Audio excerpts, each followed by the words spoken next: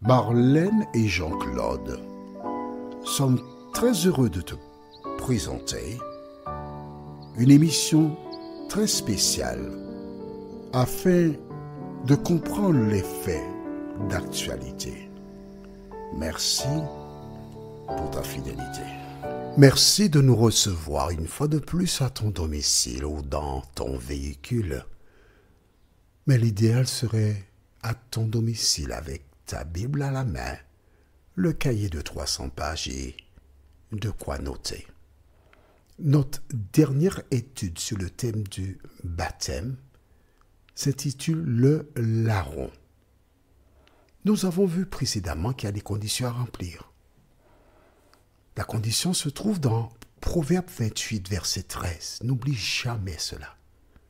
La Bible déclare « Celui qui cache ses transgressions ne prospère point, mais celui qui les avoue et les délaisse obtient miséricorde. » Ce que Dieu demande, ce n'est pas la mort de l'homme, mais qu'il change de conduite et qu'il vive.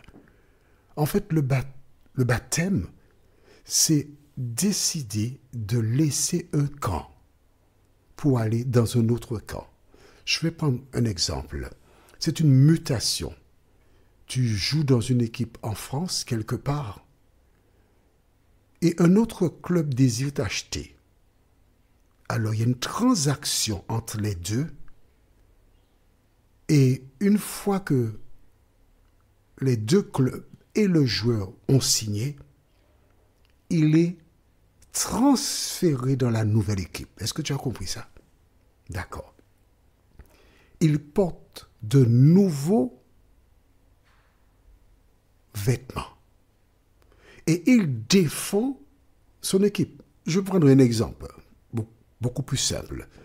Tu joues au Paris Saint-Germain. Et tu décides d'aller, comme plusieurs, d'aller à l'Olympique de Marseille. Tu avais une attitude au Paris Saint-Germain. Mais maintenant que tu es à Marseille, tu ne peux plus avoir la même attitude. Vice-versa. C'est soit tu es avec le Paris jusqu'au bout, mais si tu changes de camp, tu ne peux pas être à un moment donné Marseillais, à un autre Parisien. Ce n'est pas possible. Nul ne peut servir deux maîtres, comme dit la Bible. Aujourd'hui, le larron. Nous avons la référence dans le livre de Luc, chapitre 23, versets 32 à 43. Luc 23, versets 32 à 43. Jésus a été condamné à mort. Après l'avoir battu, on le conduisit à Golgotha. Et que s'est-il passé? Lisons à partir du verset 32. Luc 23 déclare « On conduisit en même temps deux malfaiteurs qui devaient être mis à mort avec Jésus. Lorsqu'ils furent arrivés au lieu appelé Crâne, ils le crucifièrent là, ainsi que les deux malfaiteurs, l'un à droite, l'autre à gauche. » Ça ne te trouve pas bizarre qu'il y ait trois condamnés à mort? Comme par hasard. Mais Jésus est placé au milieu. Pourquoi? Réfléchis, nous en reparlerons une prochaine fois. Verset 34, Jésus dit, « Père, pardonne-leur, car ils ne savent ce qu'ils font. » Ils se partagèrent ses vêtements en tirant au sort. Notre prochaine étude sera basée sur le pardon. Tu vois, ça tombe bien. La dernière chose que fait Jésus, c'est de pardonner à toutes ces personnes qui ont fait du tort. Note avec moi qu'elles n'ont pas demandé pardon. C'est Jésus qui offre le pardon.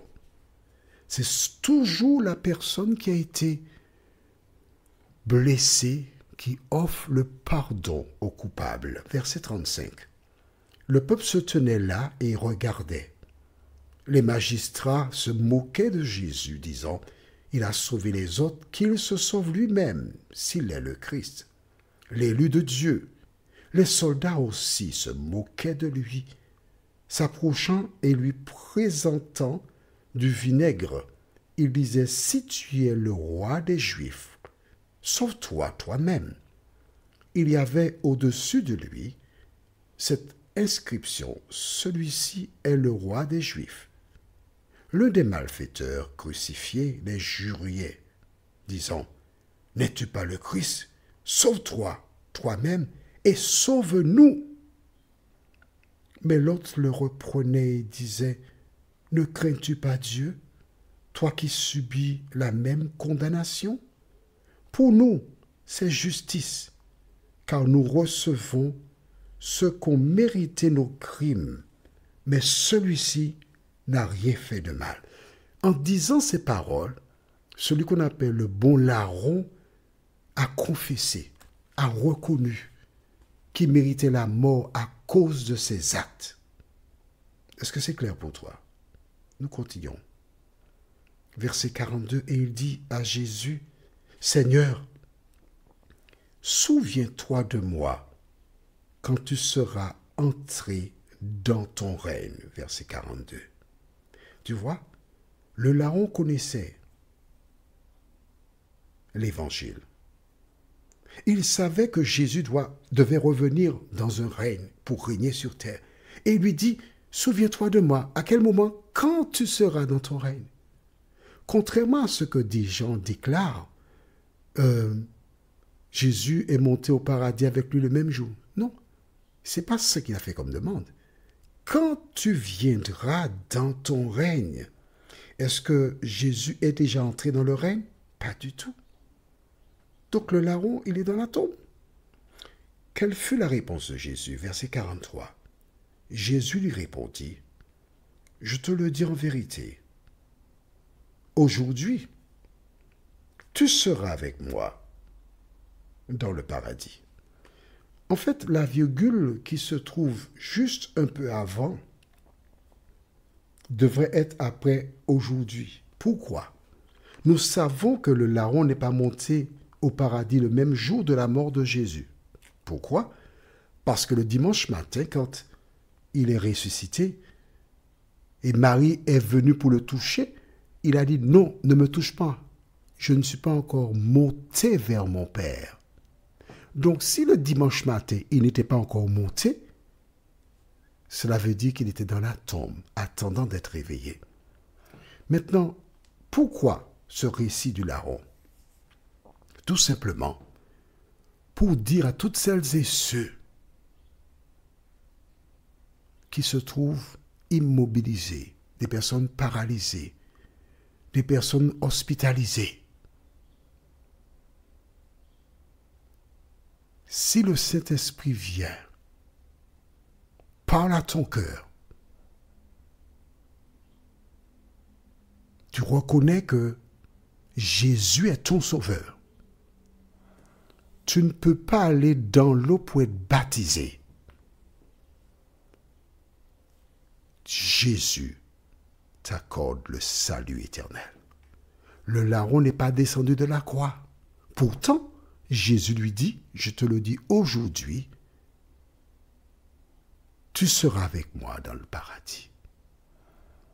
Maintenant, il existe une différence entre quelqu'un qui a entendu la voix de Dieu et qui s'est contenté de ne pas obéir. Et lorsqu'elle sent venir la mort, à ce moment, elle dit, « Ah ben Seigneur, je te donne mon cœur. » Je ne peux pas te dire si tu seras sauvé ou perdu. Pourquoi? Parce que la Bible déclare, « Aujourd'hui, si vous entendez sa voix, n'endurcissez pas vos cœurs. » Pour ton passé, c'est passé. Mais à partir de maintenant, alors là où tu m'entends, tu dois faire un choix. Dire adieu au monde et inviter Jésus à venir dans ton cœur. Prions. Notre Seigneur et notre Dieu, merci pour la parole. Nous avons achevé cette série et tes enfants ont maintenant les informations. Nous nous préparons pour la prochaine sur le pardon. Alors cet esprit continue, maintient la parole dans nos cœurs et que nous ayons l'attitude de Pierre qui déclara à Jésus, non, jamais tu ne me laveras. Mais en entendant le Christ dire, si je ne te lave, tu n'auras point de part avec moi. Il dit, Seigneur, non pas seulement les pieds, mais la tête, tout le corps. Il changea de position. Merci de nous entendre, Seigneur, et de nous exaucer parce que nous te prions au nom de Jésus et pour ta gloire éternelle. Amen. Que l'Éternel continue de te bénir et il me tarde de te retrouver. Nous sommes parvenus au terme de notre réflexion. Si d'aventure tu as une question, il te suffit d'envoyer un message par le biais de WhatsApp au numéro suivant, plus 596 696 88 93 93. Et alors Jean-Claude, moi, je me ferai un réel plaisir de répondre à ta question.